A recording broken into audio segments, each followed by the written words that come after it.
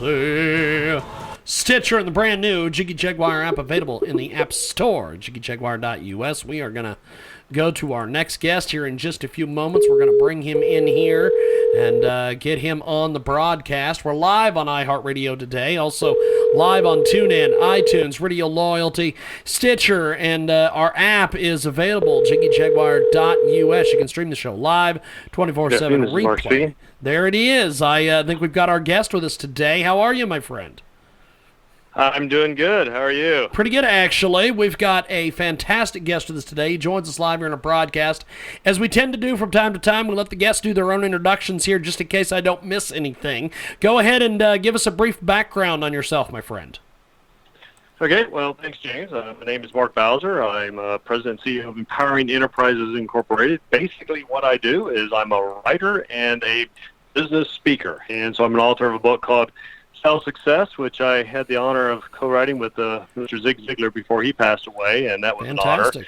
An honor. And written some other books as well. So I go around the country and I help companies and individuals succeed. I help them work on their sales skills, their customer service skills, their leadership skills, and so forth. And that's pretty much me, James. We've got a great guest with us today. He joins us live. Mark Bowser is a corporate training expert, top-selling author. He's with us today here on our broadcast. And bionic bartenders, will your next drink be poured by a robot? And let's talk a little bit about this. Robots have taken over the workplace.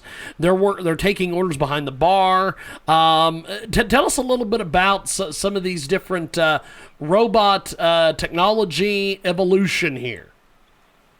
Well, something that all of us in the workplace has to be aware of is how technology can change our job, or in some cases, lose your job. And for the audience who may not be aware of what you were referring to, is the bionic bartenders is Planet Hollywood actually has, in at least some of their places, what they call the Tipsy Robot. And it's basically a 2,500 square foot bar, and there's two robots behind the bar, so no live person behind the bar. And these guys can these robots can serve your drinks. They supposedly never spill anything. They don't waste anything. The only thing they really can't do is they can't talk to you. And so I'm not real concerned about the bionic bartenders, to say the truth, James. But what is a little bit concerning is what impacts the rest of the industry. For example, as I travel a lot, and I'm in a lot of different airports, is many times I'm not talking to anybody to order my food or to get my food. I order it from a kiosk, I pay through that kiosk, and then I just go pick up my food. Yes. And that gets a bit concerning to a certain extent. I mean, it's efficient, but Ed Rinsey, who was the former president of McDonald's, former president CEO of McDonald's USA, so pretty credible guy in the fast food industry, for example. He anticipates as minimum wages continue to grow, or if they continue to grow from state to state, he anticipates that the fast food industry will do away with cashiers, and that's what we're already seeing, at least from the airport fast restaurants. And if that happens across the board, think about all those jobs there. Now, people might argue is, well, those aren't very high-paying jobs anyway, so, is it a big loss to the economy? How would you like to be that person who lost that job? So the idea is, what do we do about it? That's probably what your listeners are wondering today. As technology grows, is it a good thing? Is it a bad thing? And what does it mean to me, and what can I do about it? Well, is it a good thing? Overall, yes. I mean, look what it's doing for medical research and medical technology, and lives are being saved because of technology and robotics. Absolutely. So we can't say it's a bad thing. We just have to adapt, and that's what I try to teach people. And what I'm wanting to preach to your audience today, James, is it's all about skills. What are the skills that the marketplace is going to need and will continue to need that robots can't replace? And those skills are what we call soft skills. Those are the soft skills such as customer service skills, the selling skills, the HR skills, communication skills, because those will not be replaced. For example, I've talked with the customer service reps at Apple and at Amazon, arguably two of the most technologically advanced companies in the world. But they have people behind the scenes that if you need to talk to them or want to talk to them, they have trained people who are superb at what they do. They're not going to job those out to robots because they know how valuable it is to have that social interaction and actually have that voice-to-voice, or even if it's a live chat from keyboard to keyboard, to connect with their customer and to make sure they're served appropriately. So those are the needs that I see that are not going anywhere, and that if you're afraid that a robot's going to replace your job or technology is going to replace your job, that you need to start improving your soft skills, because those will never go away. We've got a great guest with us today. Mark joins us here in our broadcast. Now, we talk about robots a lot on this program. We've had different panel discussions, all sorts of different things. What a lot of people bring up is the fact that at some point you're never going to be able to get rid of people completely, because they're going to need to service and sometimes manipulate the robots. Is that what you concur? I agree. I mean, there's always going to be somebody who's going to need to service any type of machinery.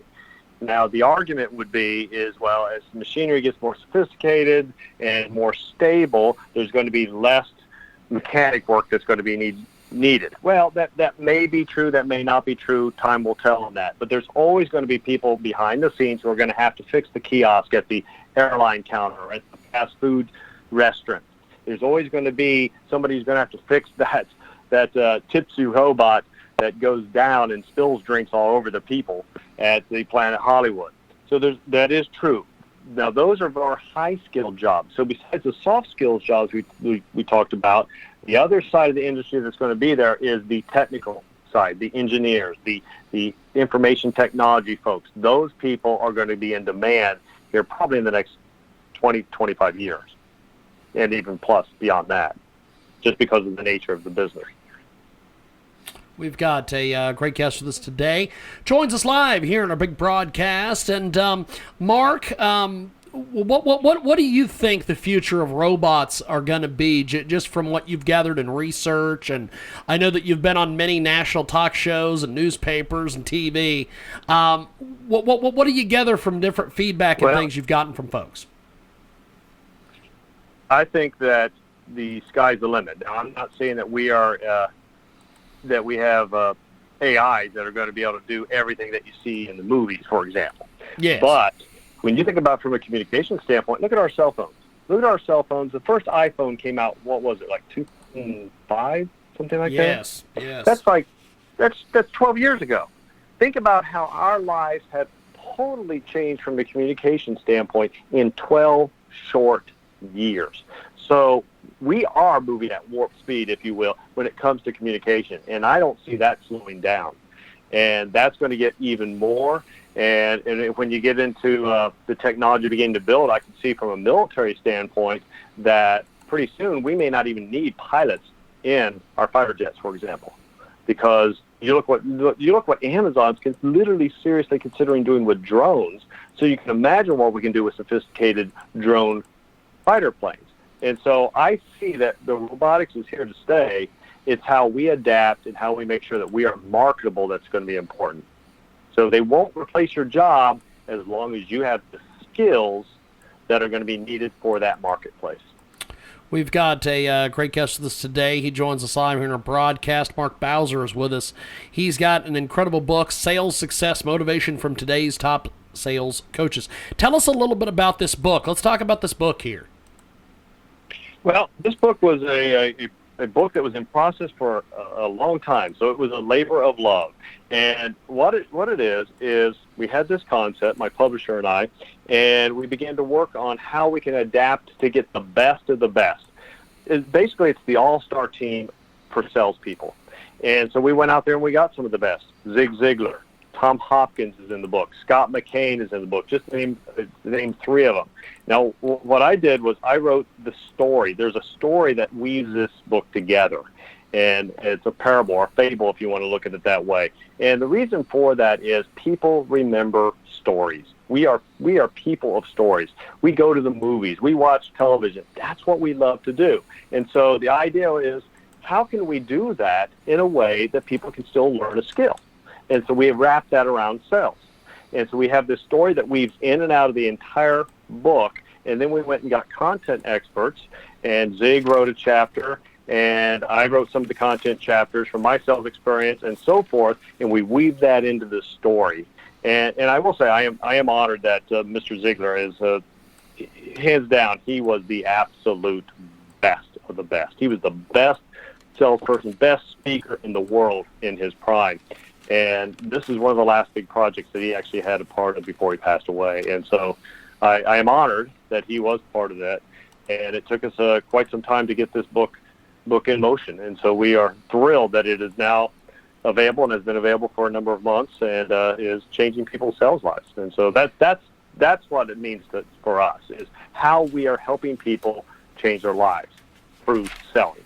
And I believe everything is selling. What do you want readers to take away from your writing of this book? Well, I want them to take away two things. In fact, after the introduction, Zig led off the book in the first chapter. And what he was selling hard is he's selling the salesperson that it is a worthy career. Because what has happened is the salespeople get beat up a lot. Oh, you couldn't do anything else, Cousin Fred, so you got into sales? I mean, that's what people hear all the time.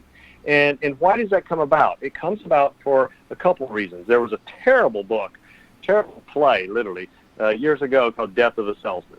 And then you hear all the jokes about the used car salesman. And, yeah, there are a lot of con artists out there, but there are a ton of ethical salespeople. And let me tell you this, James, our economy does absolutely nothing until somebody sells something.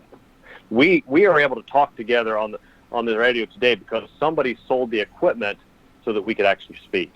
And not just that, you got the behind the scenes. I know you guys were having some internet challenges today, and the people who put together the internet and sold that to your company. I mean, everything is about selling, and that's how our economy moves. And so it's an honorable profession. And so Zig starts out talking with the salespeople to help them realize that what you do is so important to the marketplace that the marketplace will grind to a halt, and we would all be in a Great Depression if somebody didn't get out there and sell something. In fact, he even went back into looking at the history of the country, and he looked at George Washington. He said George Washington was an incredible salesperson.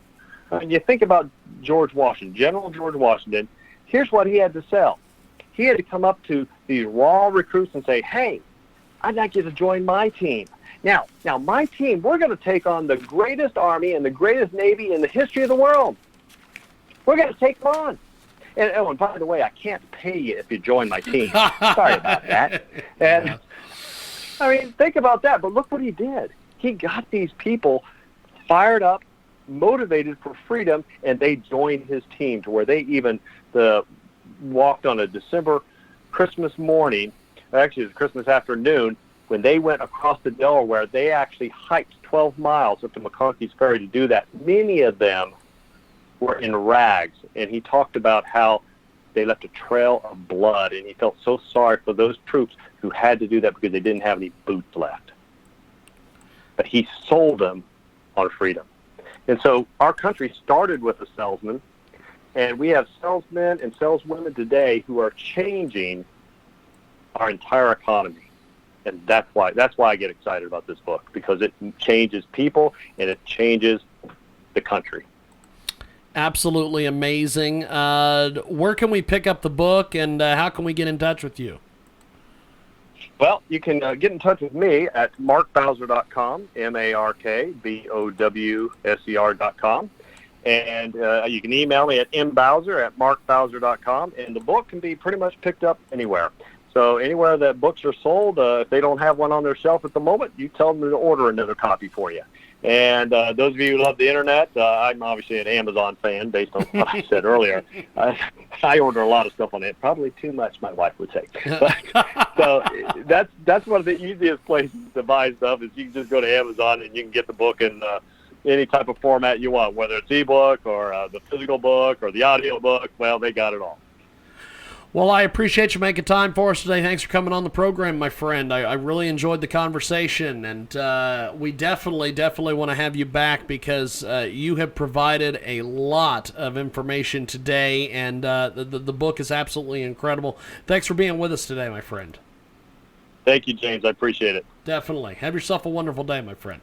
That, of course, was Mark Bowser. We're going to take a break.